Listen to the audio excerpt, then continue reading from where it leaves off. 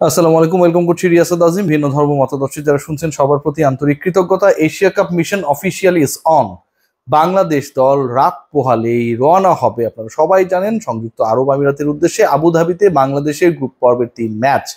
প্রথম ম্যাচে 11 তারিখে হংকং, এরপরে বাংলাদেশ আফগানিস্তান এবং তারপরের ম্যাচে মুখোমুখি হবে শ্রীলঙ্কার 16 তারিখ, অর্থাৎ সেপ্টেম্বরের 16 তারিখ পেরোনোর পর বাংলাদেশ আর কোনো ম্যাচেস খেলবে কি খেলবে না সেটা ডিসাইড হয়ে যাবে বাংলাদেশ গ্রুপ পর্বের অন্তত প্রথম 3 ম্যাচের প্রথম দুটায় কেমন ফল করে সেটার উপর।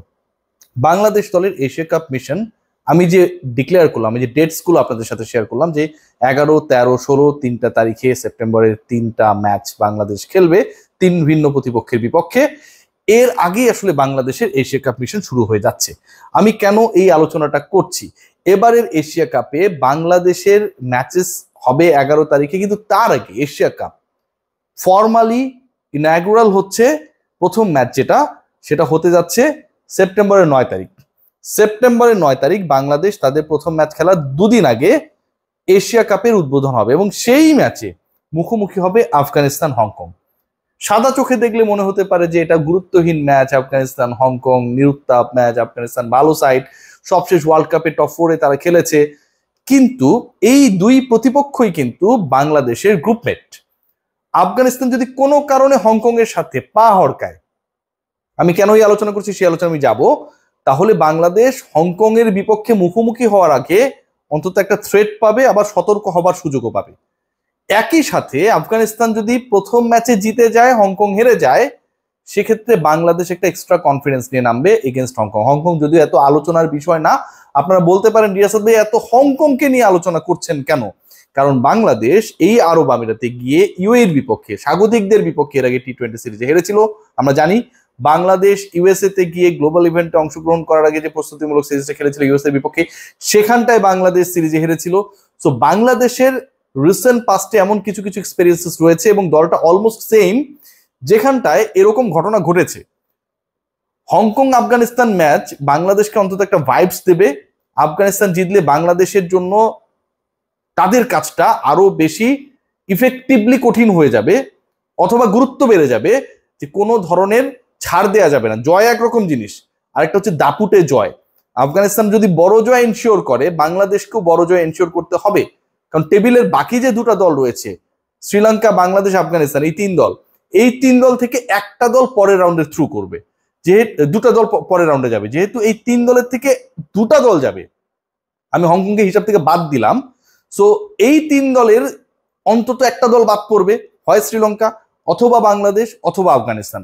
এবং সবাই কমনলি যদি ধরে নিই যে হংকং এর বিপক্ষে জয় পাবে, তাহলে কিন্তু এদের হেড টু হেড এবং হংকং এর বিপক্ষে জয়ের ব্যবধানটা কেমন হলো সেটা কিন্তু অনেক বেশি গুরুত্বপূর্ণ হয়ে যাবে। কারণ একটা পর্যায়ে গিয়ে এমন হতে পারে যে 16 তারিখে বাংলাদেশ তাদের লাস্ট ম্যাচ খেললো ঠিকই, কিন্তু 18 তারিখে শ্রীলঙ্কা আফগানিস্তানের যে ম্যাচ রয়েছে সেই ম্যাচের ফল কি হয়, সেই ম্যাচের রান রেটের হিসাব নিকাশ কি হয়, সেটার উপর ডিপেন্ড করে নির্ধারিত হতে পারে বাংলাদেশের গ্রুপ থেকে কোন দুটা দল টপ 4-এ যাবে।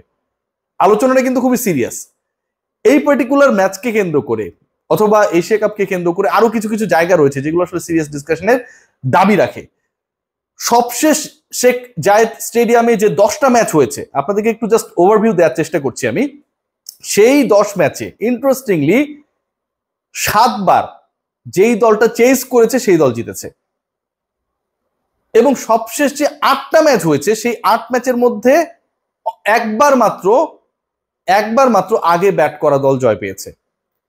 তার মানে যে স্টার্টটা এই মুহূর্তে সবশেষ অন্তত 8 ম্যাচ বা 10 ম্যাচের ক্ষেত্রে আমরা পাচ্ছি, তাতে toss will be very much important for Bangladesh in every match. শ্রীলঙ্কার এগেনস্টে বলেন, আফগানিস্তানের এগেনস্টে, হংকং এর ক্ষেত্রে আপনি আগে হয়তো ব্যাট করলেন বা বল করলেন, সেটা ম্যাটার করলো না। বাট শ্রীলঙ্কা এন্ড আফগানিস্তান এই দুই দলের বিপক্ষে যেহেতু টস একটা ফ্যাক্ট, এবং সবশেষ 10 ম্যাচ বা 8 ম্যাচের স্টার্টে দেখাই যাচ্ছে 8 ম্যাচের মধ্যে 7বারই চেস করে জিতেছে, 10 ম্যাচের মধ্যে 7বারই চেস করে জিতেছে। So chasing is important. Toss জিতে আগে ফিল্ডিং করাটা খুব বেশি গুরুত্বপূর্ণ।